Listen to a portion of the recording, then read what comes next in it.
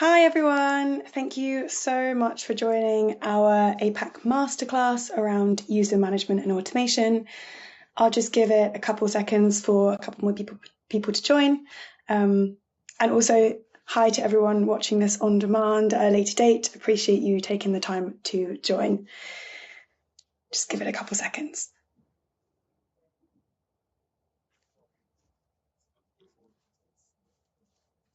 Hope everyone is looking forward to Christmas and has some exciting holiday plans. I'm in Sydney, so it's going to be nice and warm, which is something that I'm not used to, but we'll see how that goes. Hope everyone has some lovely holiday plans and gets a lot of rest and relaxation. Cool. Okay. Well, we're 1 minute past, so let's get into it. We'll dive in. So thank you for joining. Today, we're going to be talking through how to automate your user management process on Blink. This is our third series of the masterclass. I'll go into that in a little bit more detail in a second, but really appreciate you taking the time to join. Just a quick one. If any of you haven't actually joined our webinars before, this is your APAC team. Myself, I'm Jess. I am a customer success manager here at Blink. I've been here for about 4 years and recently moved down to Australia to help Tom, who's on the right-hand side there, help with all of our customers. So this is your APAC team, so welcome, and it's nice to meet you all. Quick agenda update. So we'll run through our 2026 Masterclass series. Typically and historically, we've had some people say that they haven't had as much local support from the webinar point of view.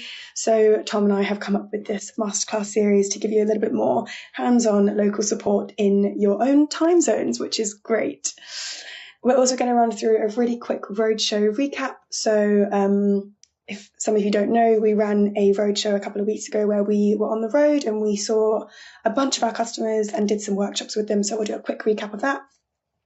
And then we'll go into the good stuff, which is around user management and automation on Blink, basically just trying to make sure that you are automating as many processes as possible.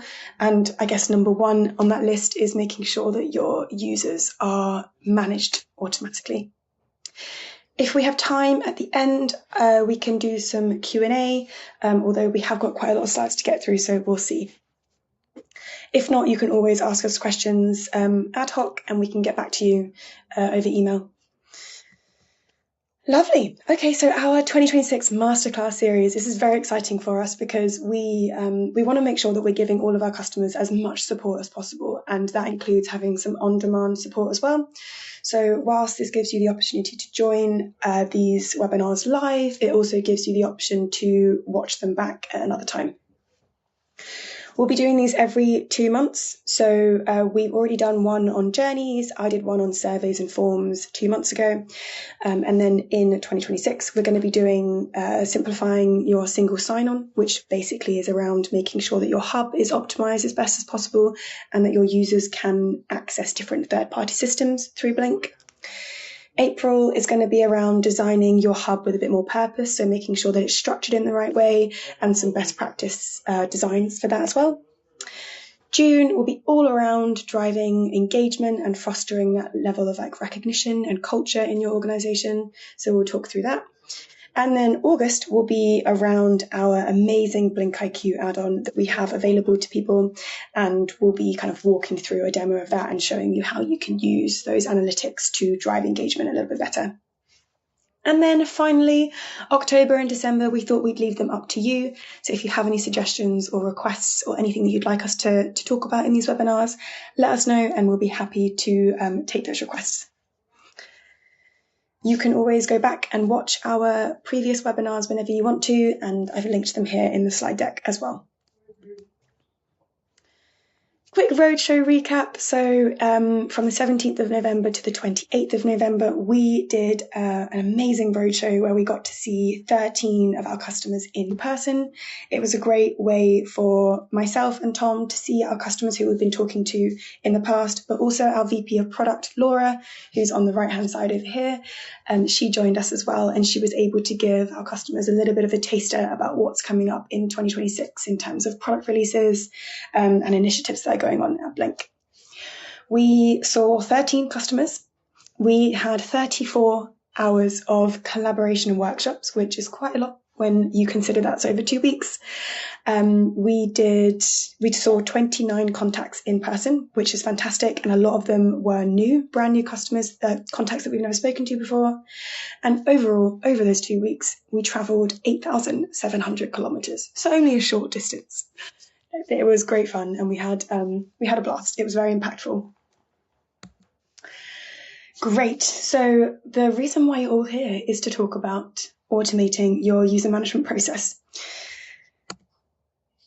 Currently, a lot of our customers, particularly in the APAC region and particularly around our much smaller customers, they are doing user management very manually, which basically means that they are going into their admin panel, they're inviting users manually.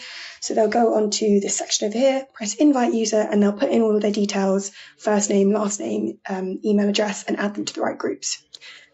Whilst this can be useful to some customers, it does heavily rely on HR and admins to actually input this data, and it also relies on them to get data correct, and it also relies on them to deactivate those users when employees leave the company.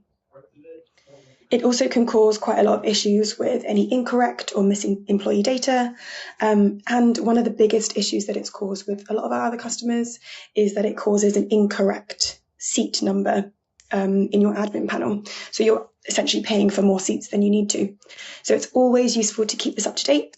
And one of the best ways that we can do this is by automating it. So we do have the ability to automate your entire user management process from the moment they get uploaded onto your HR or payroll system to the moment that they get offboarded and are no longer an employee at your organization. The beauty of doing automatic syncs is that it reduces that automation effort, so you don't have to rely on people to actually do the admin. It allows you to ensure consistency between Blink and your HR or your source data or your source system. And it also allows you to improve the user experience quite a lot. So we rely on accurate data to be able to report correctly, get survey results, have better analytic capabilities, set up onboarding journeys. So there's a lot that you could be using that potentially you're not really unlocking the potential for. So it's all about making sure that that's automated, it's all accurate, it's all ready to go. This is a quick snapshot of our digital ecosystem and how we can help support you from a digital or an IT perspective. If we just break this down and look at this bit in the dotted line, this is looking at how you manage your users and your groups on Blink. We have a couple of options for automating that user management process. So the first one is around SFTP. So this is basically just a secure file that you put information onto, and Blink will read that information and reflect it back onto the admin panel. So you can do this via a scheduled batch sync via CSV or an Excel file. And Blink will basically read that SFTP file, see that there's a CSV file in there, and it will automatically reflect that all in Blink. I'll talk mainly about this one today, but the other one that I was going to talk about is third-party identity providers with Entra or Microsoft and Okta. So if you are using those tools or those systems, you can create a full integration or a skim sync, which will allow you to do pretty much the same thing where you can automate that process. We also have out-of-the-box connectors with Workday, UKG Ready, ADP, which you can use and are ready to use, and they're all kind of self-serve. Going into the first one, which is SFTP. So this is basically where, like I said, you have a secure file that Blink will have access to as well, and we can read that data and input it into Blink. There are a couple of steps to this. It's all pretty much self-serve, but we can, as support and your CSMs, we can always help you set up this process, but this can technically all be done self-serve, and I've linked in the help article here, and you'll get a copy of these slides, by the way, so you can go back to this and refer to it for a detailed breakdown of how to actually get this set up. The first step is just to prepare your data file, so make sure that it meets the required CSV format. Again, the details can be found in that help desk article. The second thing that you want to do is to make sure your current data on Blink is as accurate as possible. So you want to make sure that, they match. So you've got your employee IDs, your job titles, your names, your email addresses and your phone numbers. They all match what's in your HR system. This will, number one, avoid any conflicts in the future, and it will also avoid any duplicate accounts that you try to make. Once you've set up that and your data file is ready to go, what you can do is you can test the sync. So typically we would get the IT team to test this, but it has also been successfully done by non-IT people. So you can just test it with a sample file or something that we call a dry sync. And then when that's done and you've tested it and it's all complete and you're ready to go, you can go live with your automated user sync. You can continue that automation by doing a couple of things. So you can set up an automatic download of the file on your HR system, which will then automatically upload into the SFTP file. And then you can also automatically, you can choose to automatically send invitations or trigger invitations when someone is uploaded into Blink. Or some of our customers like to have a little bit more control over that, so they choose not to automate that invite trigger, and they'll just go in once a day or once every 2 days to manually trigger that invitation. So there's a little bit of flexibility about how much automation you want to have here, but in essence, you can automate the entire thing. I would love to know how many times I've just said the word automate. Some third-party setup steps. This is a little bit more complicated, or it's less us getting involved, and these can kind of only really be handled on your side as a customer.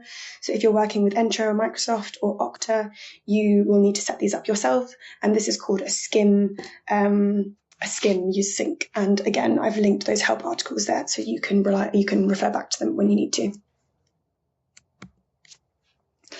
So you're probably thinking, okay, so right, we've got this user sync set up. I understand the process. What profile fields should we be syncing over? And that is a great question. What you want to do, and I think probably recommended across all of our customers, is to leverage as many fields as you possibly can. Not only does this create a complete picture on the front end, so as a bus driver, for example, I'll be able to see all the different people at my organisation, what department they're in, what teams they're in, who's their line manager, what job title they have, what location they're in, but also it means I can search for specific people. So if I am looking for someone in HR or in the payroll team, I can search for keywords and I'll be able to find those people based on those user profile fields. Not only does it have that aesthetic look and that kind of helpful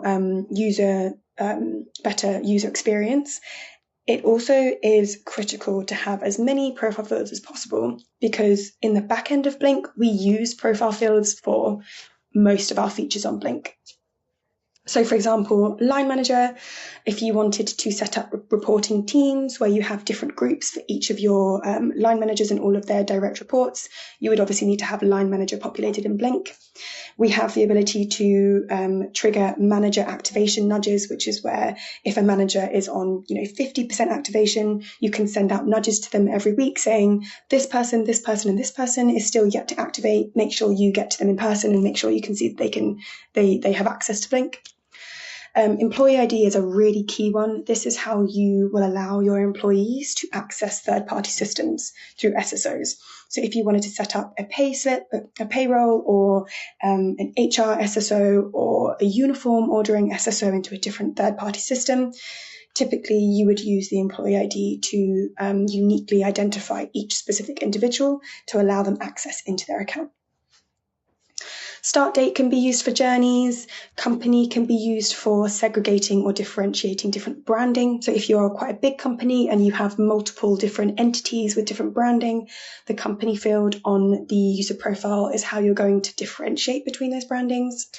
You can also set up chat restrictions. So if, for example, you wanted to only allow company A and company B to have the ability to talk to their own companies, we can set up chat compartmentalization as well.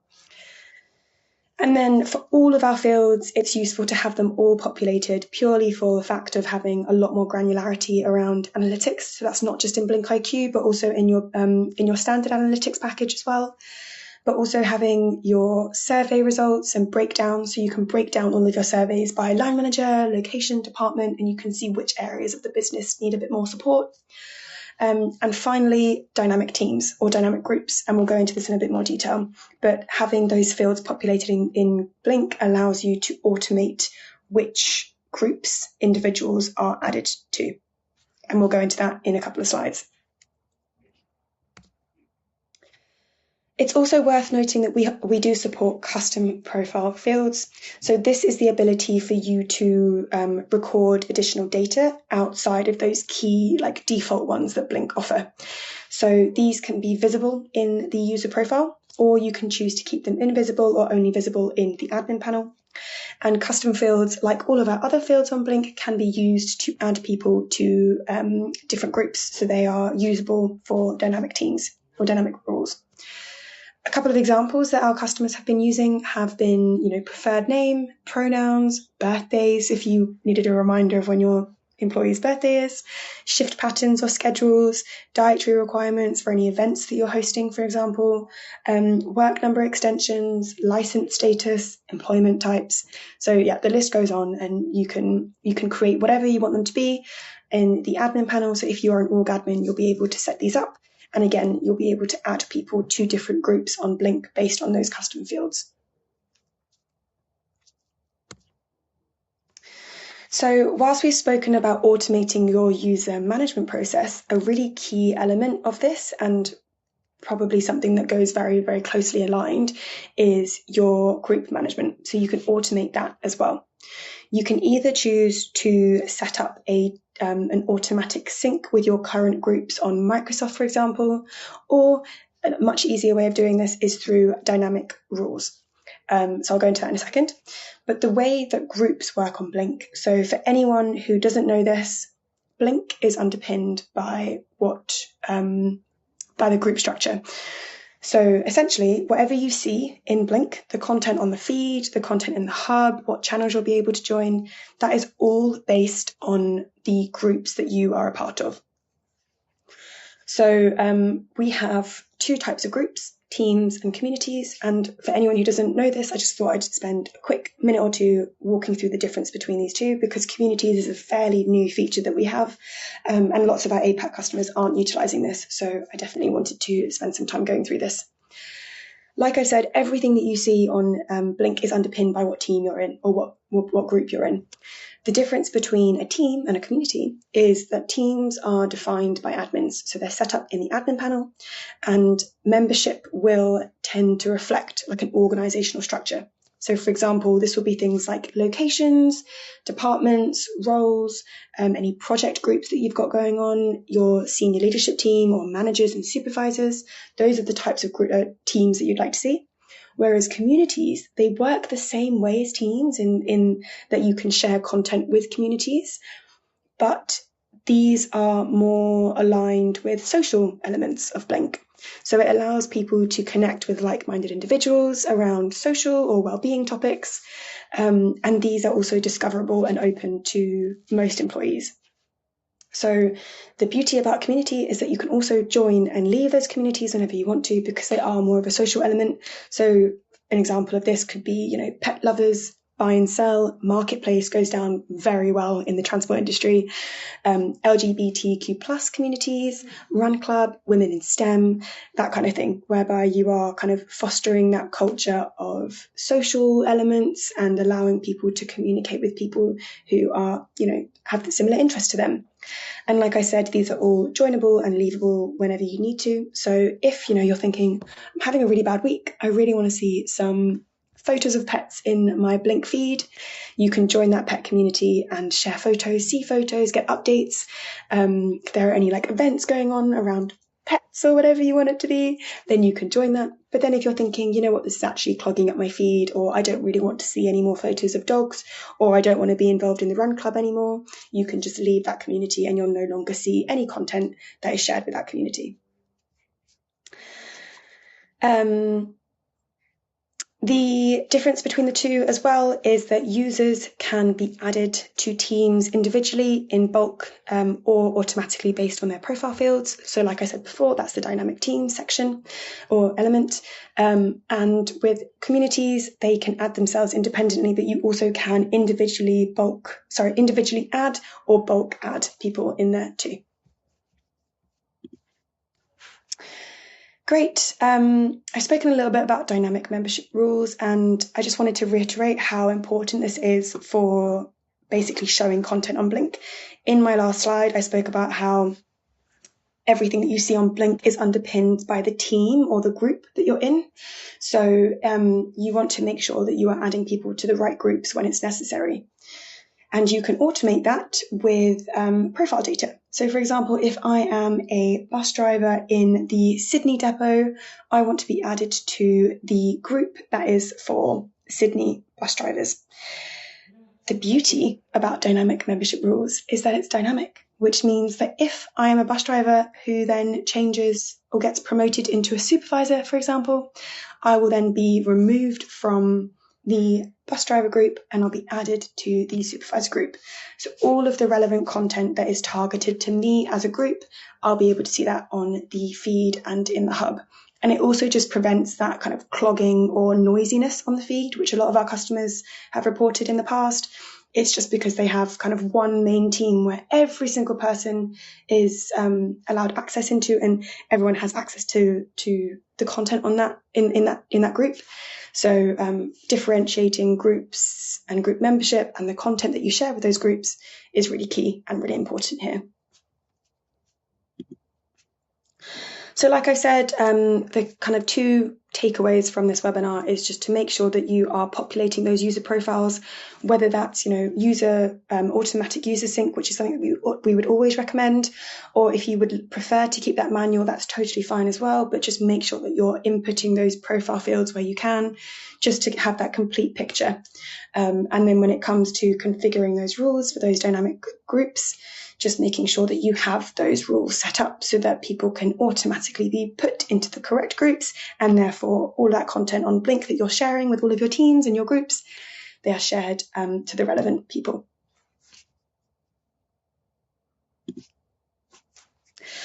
Great. So just as a quick follow-up or kind of a summary of what we've spoken about today, this is all about reducing your admin tasks and unlocking a little bit more of Blink's potential.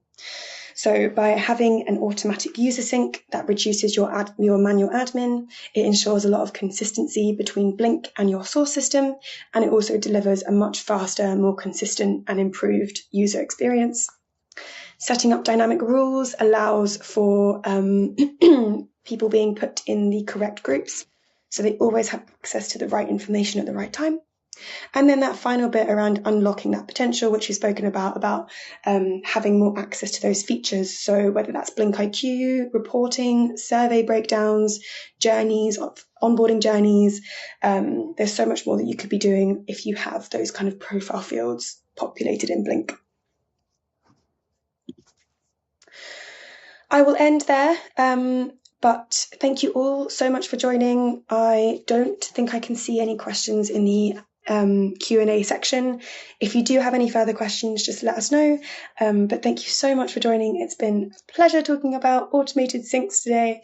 And yeah, like I said, if you have got any questions in the meantime, just drop us an email, either to myself, to Tom, or to support, and we can always help and assist where needed. Take care, everyone, and have a lovely holiday season upon you. Take care. Talk to you later. Bye.